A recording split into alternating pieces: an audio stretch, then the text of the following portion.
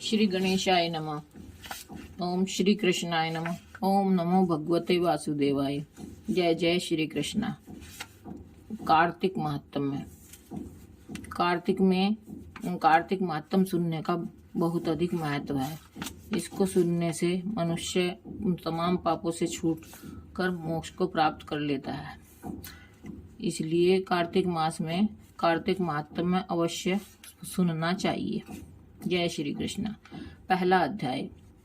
नैमिषारण्य तीर्थ में श्री सूत जी महाराज 88,000 सौनकादिक ऋषियों से बोले, अब मैं आपके सामने कार्तिक महात्म्य की श्रेष्ठ कथा कहता हूँ, जिसे सुनकर मनुष्य सब प्रकार के पापों से छूटकर बैकुंठ को प्राप्त कर लेता है।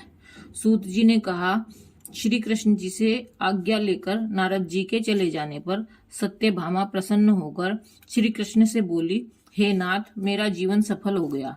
मेरे माता पिता भी धन्य हैं, जो आपकी 16,000 रानियों में मैं अत्यधिक प्यारी हुई। मैंने वह कल्प वृक्ष आदि आपके साथ नारद जी को विधि पूर्वक दान में दे दिए, परंतु वही कल्पवृक्ष मेरे घर में सदा लहराया करता है, जिसकी बात को मृत्यु लोक में कोई भी स्त्री नहीं जानती। हे स्वामी, अब मैं आपसे पूछना चाहती हूँ, सो विस्तार पूर्वक कहिए, जिसे सुनकर मैं अपने हित कार्य करूं, जिसके करने से कल्प पर्यंत भी आप मुझसे विमुख न हो।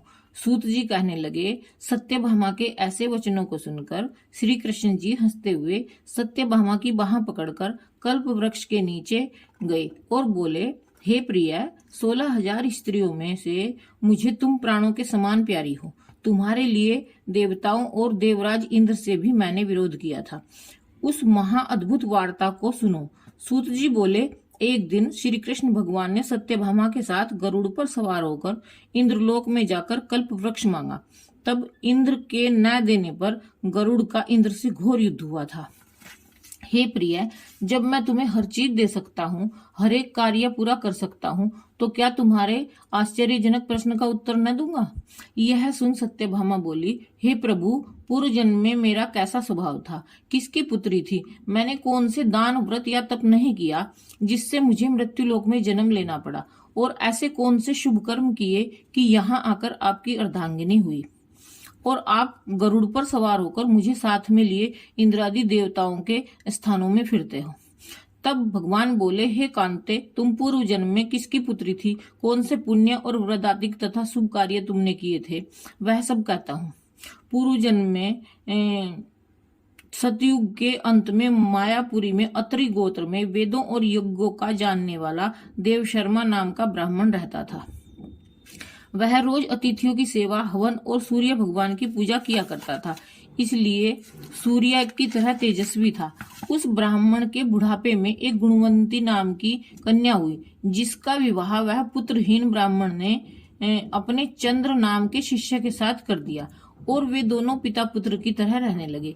एक समय वे दोनों कुशा और समिधा लेने के लिए वन में हिमालय की तलहटी में पहुंचे तो उन्होंने एक राक्षस को अपनी तरफ आते देखा, जिसके भय से उनके शरीर शिथिल हो गए और उनमें भागने की शक्ति भी नहीं रही। तब राक्षस ने दोनों को मार डाला। उनके धर्मात्मा होने के कारण मेरे पार्षद उनको बैकुंठ में ले गए, क्योंकि उन्होंने आजीवन सूर्य की पूजा की थी, इसलिए मैं दोनों पर अति प्रसन्न हुआ। तब वे दोनों विमान पर चढ़े हुए सूर्य के समान तेजस्वी, रूपवान, चंदन और माला धारण किए हुए बैकुंठ में आए। तब मेरे पास दिव्य भोगों के भोग भोगने लगे। श्री कार्तिक महात्म्य पहला अध्याय संपन्न। जय श्री कृष्ण।